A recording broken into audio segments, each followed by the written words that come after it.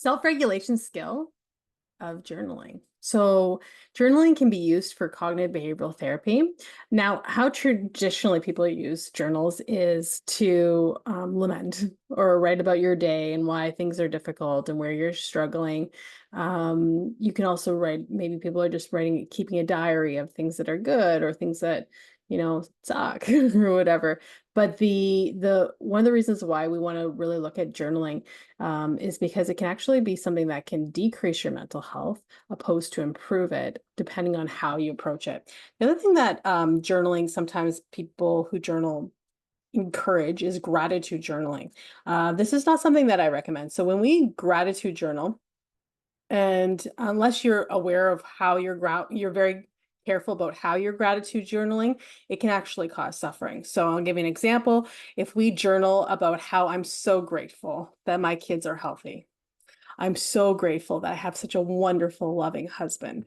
I'm so grateful that I have this beautiful dog and this beautiful house and this beautiful car. Those are all things that are impermanent. I'm so grateful for my beauty, all impermanent. Yeah, impermanent. So those are all things that you can lose. And attaching your happiness value to those things, that's actually what's going to cause suffering in the event that your husband leaves you, or your kids get sick, or your dog dies, or you get old, right? Outside of your control. So when life happens outside of your control and you're fixated on valuing the valueless or valuing things that are impermanent, that's actually what's going to cause you suffering. So then you're going to be on a roller coaster of like, oh, I value this, and then you're going to lose it, and then you're going to suffer, and then you're going to value something else, and vice versa. So we really want, if you're going to do gratitude in your journals, it needs to be things that are permanent. I am grateful for my capacity to choose peace in every moment. I'm grateful for my ability to heal my suffering by changing my thoughts. I am grateful for the light that shines in me and my capacity to love others. I'm grateful for the ability to choose to love myself. I'm grateful for that I'm free. I'm free and nobody can make me sad, mad, or angry. I'm grateful that there's nothing in the world that can cause me suffering unless I choose to allow it to cause me suffering. I'm grateful that there's always a voice with me that speaks loves, and I'm not separate from others. So anything that feels true. So if maybe physically we feel separate, but mentally we can feel very close to people even when we're not with them. Or if they are no longer in a body, we can also be grateful for that too. That connection can't die. So when we gratitude journal, just making sure that if you're going to do that, you're grateful for something that's permanent and real. Okay, your money, your clothes, your body, other people's bodies. Those are not things that are permanent. And when we attach value or happiness or meaning that somehow this makes you feel happy and grateful, you're setting yourself up for suffering. So that's gratitude. So also, like I had said initially, a lot of people will just write about how things are difficult, how they're struggling. But what they're doing is they're writing out and reinforcing an unhealed perception of the world.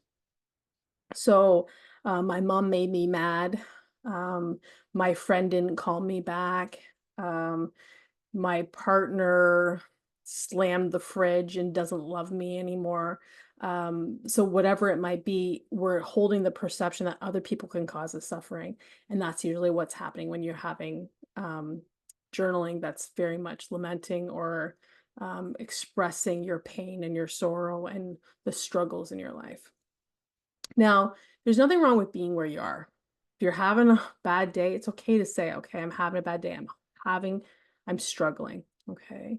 But we also want to be taking responsibility for our thoughts, emotions, and our actions. And when we say, you made me mad, you made me sad, you made me do it, we've given away all of our power. So our journal should be a place where we're using it to give ourselves gentle correction. So you only deserve love, compassion, and gentle correction. You never deserve attack.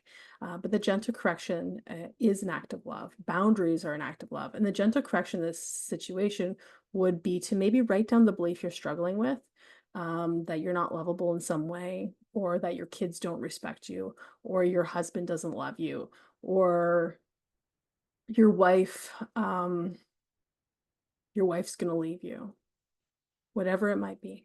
Okay, writing it down. I'm not okay if I don't look a certain way, right? Whatever the belief is that's causing your suffering. So we're writing it down, so we're acknowledging it, but we're not going to reinforce that belief. We're going to actually challenge it. So we're going to be able to look at that. So the 4-question model, which is one of the psych skills that we will be doing, that's I'm going to have it on this week. That's what we're going to be applying in the journal. So the 4 questions are, is it true? Yes or no? Can I be certain it's true? Yes or no? How do I think, act, and feel when I believe the thought? And who would I be without that thought? And then turning it around. So like I said, we'll go into the psych skill for that. But the idea with our journal is it needs to be a safe space where we're not attacking ourselves, but we're gently giving ourselves love and compassion and then correcting our thoughts. The other thing that we can do in our journal is when we're struggling, again, taking responsibility. Oh, I'm triggered. This is for me to heal. Where in my childhood did I learn this? Who taught me that I had to take responsibility for other people's emotions? Who taught me that if I have feelings, I need to push them down? Who taught me that when I'm angry, I have to yell? Okay, so looking at your trauma, understanding that the patterns that you have that are less than loving, these are learned patterns. And they're learned from people that also learn patterns from somebody else that was unhealed, and someone else and someone else. And just like you don't deserve attack, neither do they. So one of our key concepts in Healed Mind Therapy is forgiveness. Your capacity to release all grievances is going to be a key component to be able to have peace. So being able to shift your perception and be able to see the innocence in others. So seeing the innocence in your parents. Wow, they must have been really hurting when they treated me that way. I wonder how their parents treated them, and vice versa, and then back and back and back, right? So we can go back and back. But our capacity to be gentle with ourselves, to not self-abuse when we're struggling with ourselves, or even with our own children, is going to be able to see that innocence and to release and to forgive. And through the forgiving of other people's hurting, that's how we can forgive ourselves and be gentle and actually be able to correct ourselves. But when we don't acknowledge that other people were hurting, so when we just say, oh yeah, my mom just disciplined me that way because that's what she knew, and we don't acknowledge that that was evidence that she was hurting, we'll actually just repeat that pattern. So we actually have to shift to compassion, and then that'll allow us to shift compassion to ourselves. Because when you're in the moment, when you're overwhelmed, you will default to the patterns that you learned, even when they're unhealed. So the journal is a place where you can challenge your thoughts and give yourself gentle correction. So using it for love, compassion, and gentle correction. Remind yourself that you're lovable or always. If you're judging yourself or you're afraid of other people's judgment, being able to see that that's not real, that you never deserve judgment. If someone else is judging you, that's reflective of their own self-judgment and what's not healed in them. So pull out your journals and spend some time looking at your thoughts, looking at your beliefs that you're holding, and taking full responsibility for your thoughts, emotions, and actions, releasing responsibility for other people's thoughts, emotions, and actions, and shifting your perception and not valuing the valueless.